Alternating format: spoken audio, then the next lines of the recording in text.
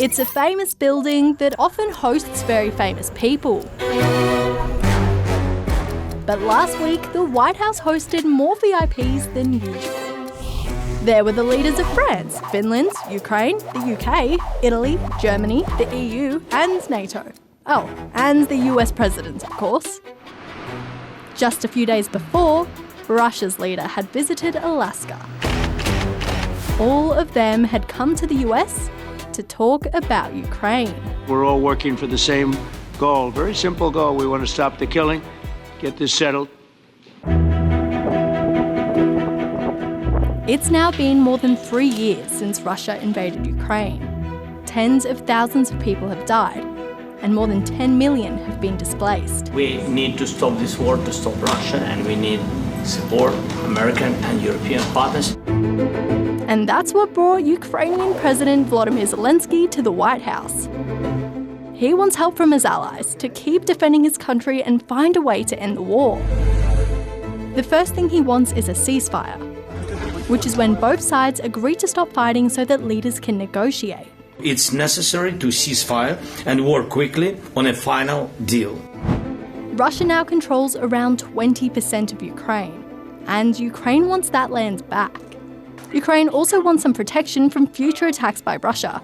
That could come from joining NATO, which is a military alliance between the US, Canada, and a bunch of European countries that have all agreed to protect each other.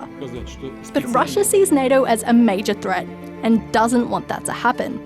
And President Donald Trump has ruled it out. Which brings us to our next player, Russia. What Russia really wants is territory. Russia and Ukraine have a long shared history, and for many years they were both part of the Soviet Union.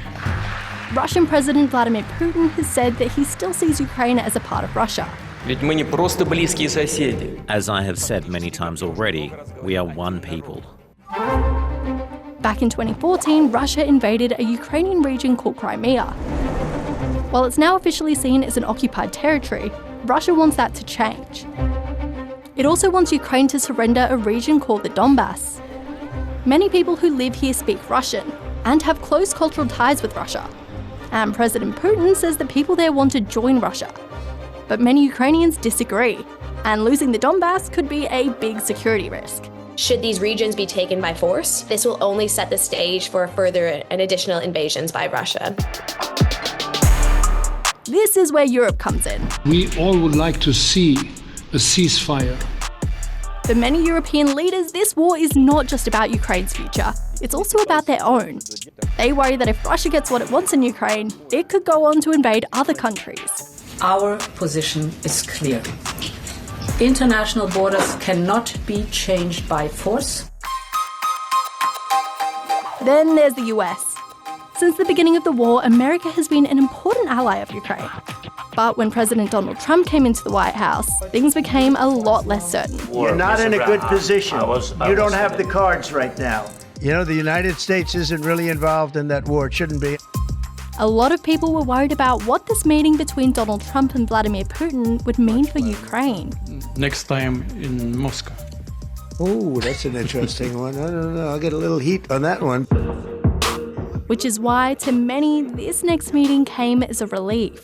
Yeah, well, today's meeting was good and constructive, and there was a real sense of unity between the European leaders that were there and President Trump and President Zelensky. The US president says the next step is a meeting between the leaders of Russia and Ukraine. But for now, there's no plan for a meeting or a peace deal. Meanwhile, attacks in Ukraine are continuing, while the world hopes there one day will be an end to this war.